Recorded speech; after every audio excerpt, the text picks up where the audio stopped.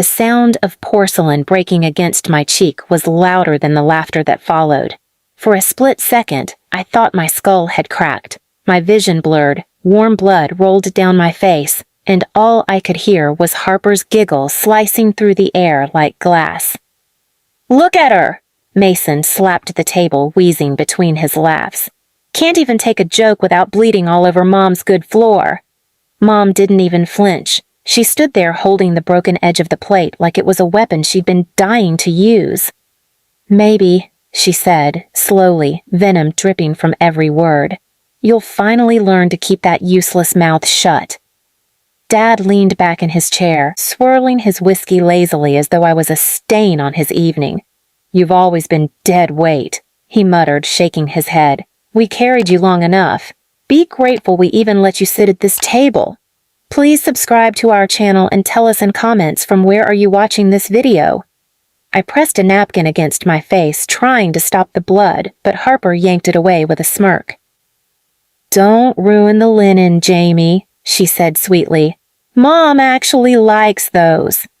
Mason burst out laughing again. "Worthless! Absolutely worthless! You should have been left at the hospital." Their voices were sharp, but what cut deeper was the silence around me, the way everyone else in the room, aunts, uncles, neighbors, just sat there pretending nothing was wrong, sipping their wine and laughing at someone's joke like I wasn't standing there bleeding. Something inside me cracked that night, but it wasn't just bone.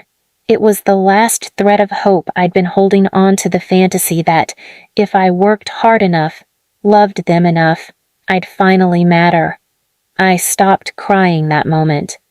I stopped needing them.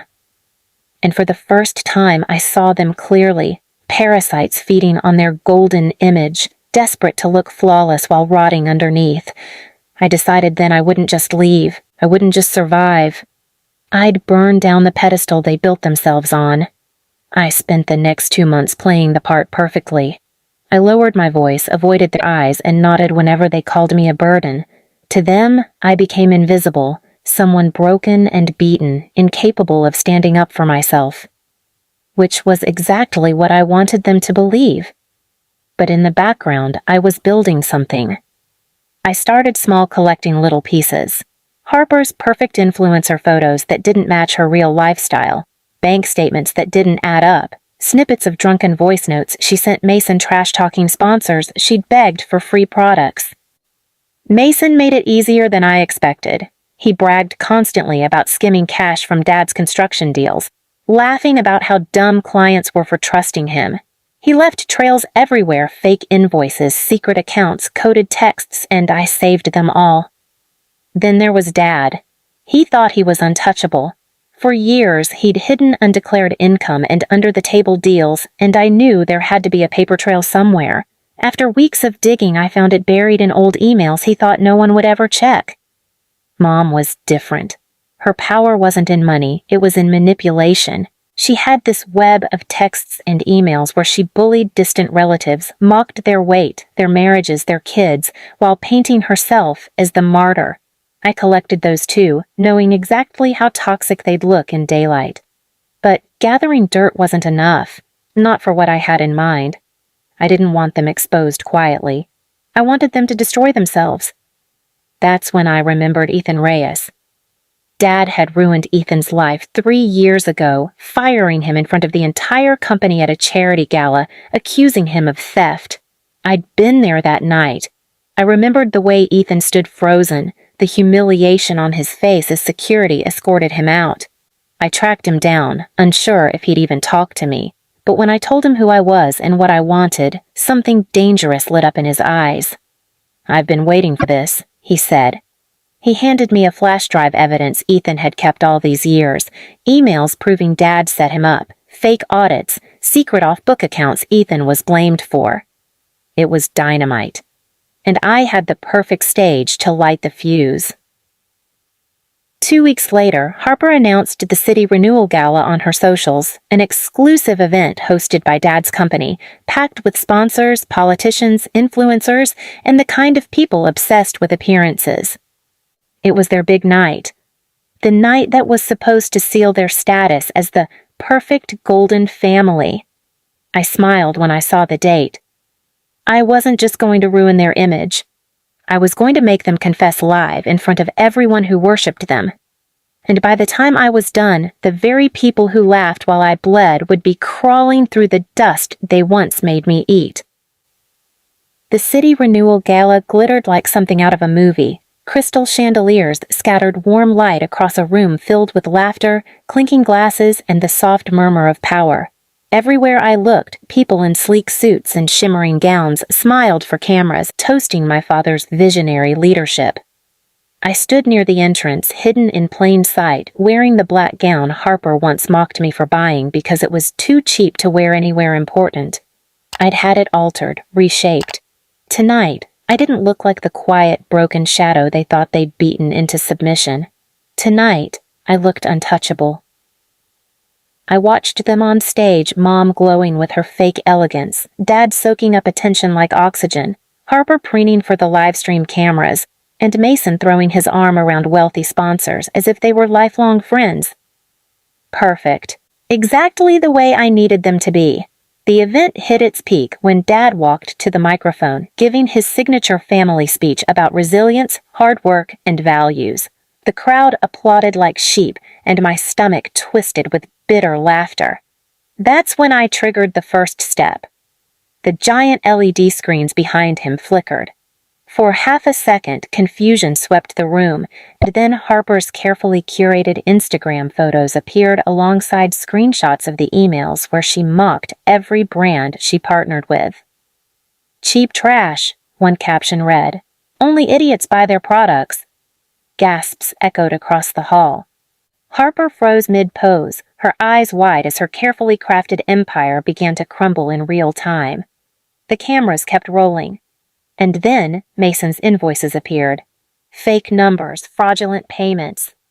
And a photo Mason laughing at a bar, bragging about how he'd skimmed enough off Dad's deals to buy a new jet ski without anyone noticing.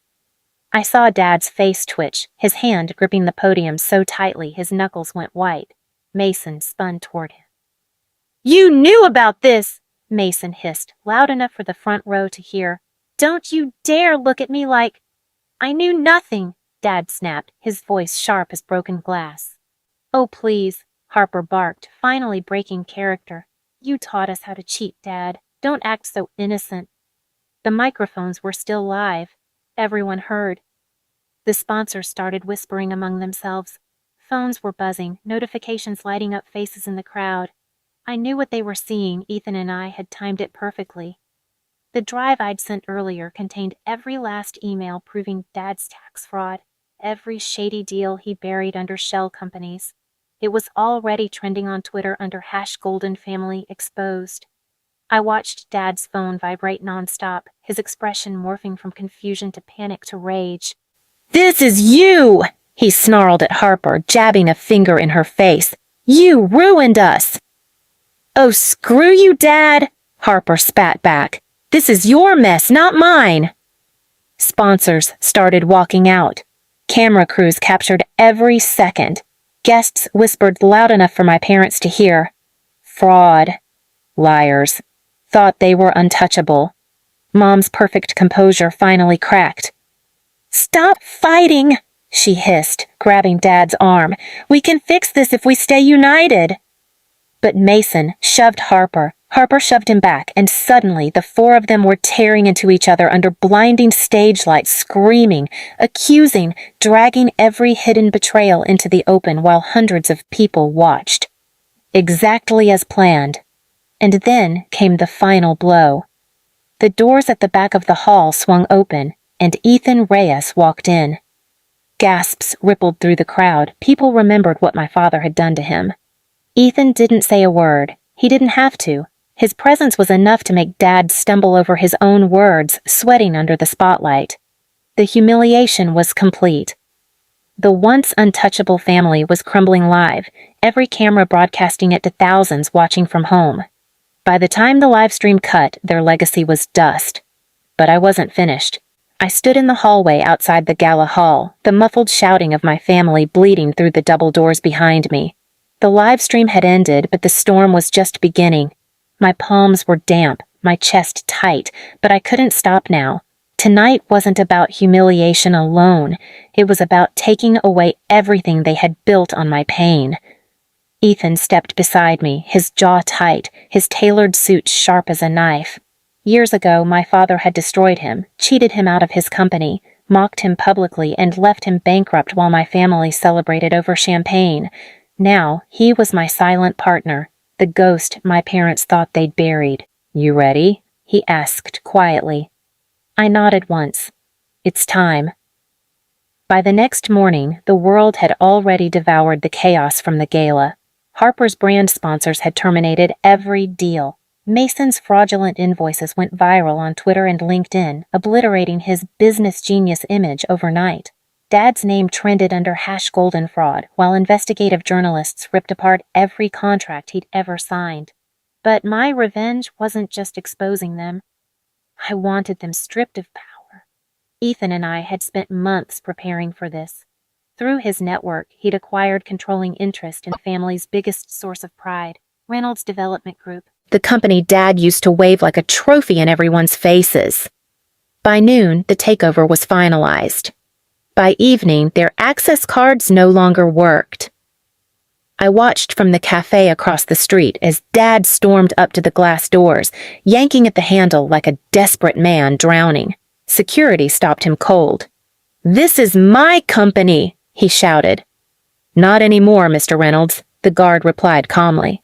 "Ownership transferred this morning. You'll need to schedule an appointment if you want access." The look on his face, God, I'll never forget it.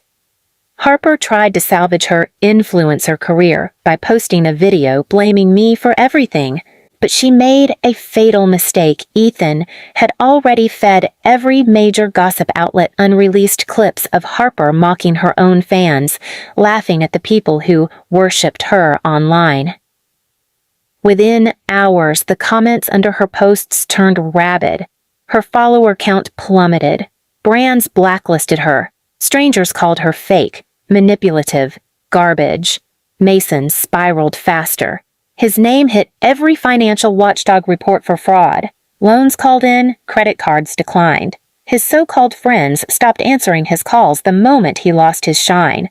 And Mom, the woman who smashed a plate into my face, laughed while I bled and told everyone I was worthless dead weight, she begged me to meet her at the house. I went. The once spotless cold palace looked like a war zone. Newspapers piled at the door, unopened bills stacked high on the counter, Mom sitting on the couch with hollow eyes. "You did this," she whispered, her voice cracked and thin. I crouched in front of her, meeting her gaze for the first time in years. "No, Mom," I said softly. "You did this.